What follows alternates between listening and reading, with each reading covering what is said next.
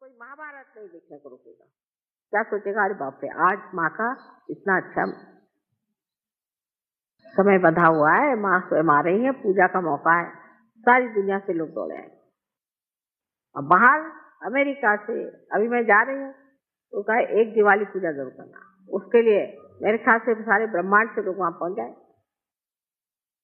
लेकिन यहाँ कलकत्ते से भी लोगों को आने मुश्किल हो जाती है, कलकत्ते से। और साक्षात हम बैठे हुए हैं, ऐसे ऐसे लोग हैं कि जो बिल्कुल आसानी से आ सकते, अपने काम के लिए 10 मरतबा दौड़ेंगे, लेकिन इसको नहीं समझते कि कितनी महत्वपूर्ण चीज है। इसका महत्व नहीं समझ पाते, क्योंकि श्रद्धा कम। वो कहते जब हम रिटायर हो जाएंगे तब आएंगे, सुविधा के साथ। रविवार के दिन करिए, पर एक दिन उससे पहले छुट्टी होनी चाहिए, नहीं तो बाद में छुट्टी होनी चाहिए।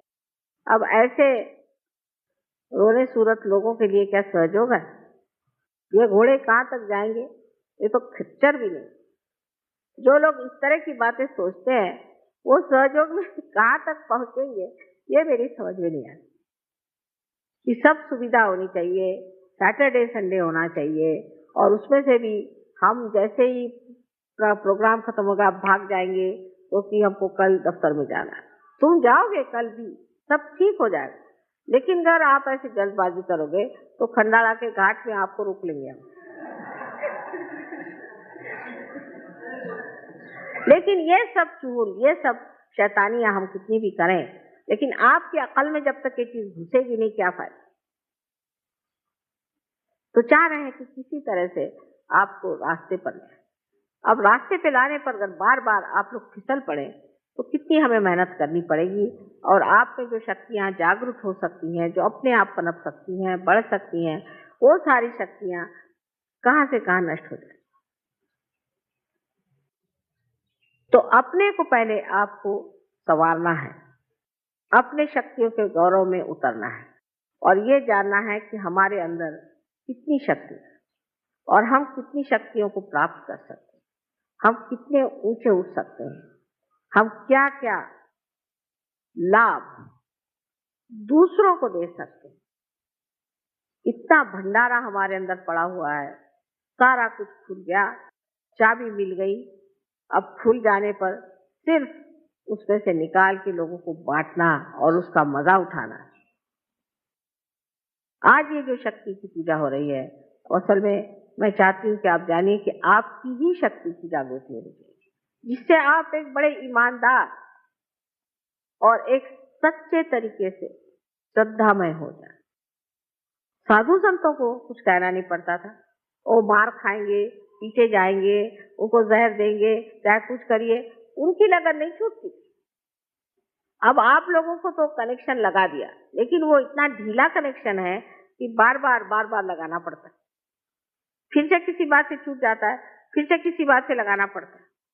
तो अब सोचना यह है आपको कि हमारे अंदर की सारी ही शक्तियां हमें जागरूक करनी है, तो फिर कोई कमी नहीं रह जाएगी, कोई आपके सामने प्रश्न ही नहीं रह जाएंगे। इन शक्तियों का जागरूक करना बहुत आसान है। एक ही बात है, आपकी लगन होनी चाहिए। जिसको लगन हो जाएगी, जो पूरी तरह से लगन से सहयोग में उतरेगा, और जिसका हमेशा जी सहयोग पे ही खींचा रहेगा, उधर ही ध्यान रहेगा, उसका सब तो क्षेम हो ही जाएगा। पर पहले योग घटित होना चाहिए, और आधा अधूरा योग किसी काम का नहीं। न इधर के रहे न उधर के रहे, ऐसी हालत हो जाएगी। एक छोटे से बी में हजारों वृक्ष निर्माण करने की शक्ति है। तो आप तो ऐसे हजारों वृक्षों के मालिक मनुष्य हैं, और उनमें से हजारों लोगों को आप भी शक्तिशाली बनाने की शक्ति आपके अंदर है। लेकिन अगर इस बीज का अंकुर निकलने के बाद अगर आप रास्ते पे फेंक दीजिए और इसकी परवाह न करें, और इसका अगर पेड़ नहीं हुआ, तो इसकी शक्ति कुंठित हो जाएगी। तो अपने लिए पूरी तरह से आप इसका अंदाज करें कि हम क्या हैं और हम क्या कर रहे हैं और कहाँ तक हम पहुंच सकते हैं। इससे आपस के झगड़े, छोटी छोटी क्षुद्र बातें ऐसी चीजें जो कि रास्ते पर के लोग भी न करें, असभ्यता, ये तो अपने आप से ही ढह जाए, वो तो बचने ही नहीं वाले। लेकिन आपका जो स्वयं सुंदर स्वरूप है वो निखर आएगा और लोग कहेंगे कि ये है एक शक्तिशाली मनुष्य खड़ा हुआ है, एक विशेष स्वरूप का आदमी खड़ा हुआ है, एक महान कोई व्यक्ति है जो कि ऐसा अनूठा उसका सारा व्यवहार है, वो किसी से डरता नहीं, निर्भय है, जहाँ कहना है कहता है, जहाँ नहीं कहना नहीं कहता है। भी आ जाए, बाबा भी आ जाए, फिर बाबा के नाना भी आ जाए, सो हो नहीं सकते। जो आप है उस लायक वो लोग नहीं, वो नालायक है। जो नालायक है उनको छोड़ देना चाहिए, उसे क्यों झगड़ा करना। नालायक लोगों से झगड़ा करने को जरूरत, नसीब आपके फूटे जो नालायक से शादी कर ली, ऐसा सोचना चाहिए। और नसीब आपके फूटे जो नालायक आपके माँ बाप है। जो नालायक है उनको काहे को जबरदस्ती सहयोग मिलाना और मेरे खोपड़ी पे लादना कि साहब माँ इसको ठीक करो, क्योंकि वो मेरी बीवी है, क्योंकि वो मेरा बाप है, क्योंकि मेरा बाबा, मेरा दादा, मेरा उनसे कोई रिश्ता नहीं बनता। अगर वो सहयोग में नहीं है तो उनको आप नालायकों को बाहर ही रखिए। जो लायक लोग हैं उनसे रोज दोस्ती करिए, उनके मजे में रहिए, आपको जरूरत क्या है। पर यही बात हम लोग नहीं समझ पाते कि ये दुनिया, ये रिश्ते ऐसे चलते रहते हैं, इसमें कुछ रखा नहीं। हाँ, अगर आपकी जिसके साथ में संगति है वो आपके साथ उठ सके, आपके साथ चल सके, आपके साथ बन सके तो ठीक है, और नहीं तो ऐसे नालायक लोगों को कोई जरूरत नहीं सहयोग में लाने।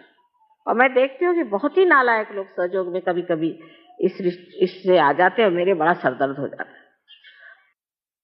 आपकी लियाकत थी इसलिए आप आए और आप सहयोग को प्राप्त हुए, आपको आशीर्वाद मिला, आपने बहुत कुछ पा लिया और आगे आप पा सकते हैं। और जो भिखारी हैं उनको देने में क्या अर्थ है, और भिखारी भी है और उसके झोली में छेद भी है, उनको और देने से और क्या फायदा। मतलब करेला नीम चढ़। ऐसे लोगों से रिश्ता रखने की आपको कोई जरूरत नहीं है, उनसे कोई बात करने की जरूरत नहीं, मतलब रखने की जरूरत नहीं, उनको बकने दीजिए। अगर उनका दिमाग ठीक हुआ तो वो आएंगे और सहयोग में उतरेंगे, और नहीं हुए तो आप अपना दिमाग क्यों खराब करते, उससे कोई फायदा नहीं है। ऐसे लोगों के पत्थर के जैसे सर होते हैं, उससे कोई फायदा नहीं होता, वो देख ही नहीं सकते। तो आज से हम लोगों को सोचना है कि हम एक व्यक्ति हैं स्वयं, और जिसे हमने प्राप्त किया है अपने अपने पूर्व जन्म के कर्मों से, क्योंकि हमने बहुत पुण्य किए थे,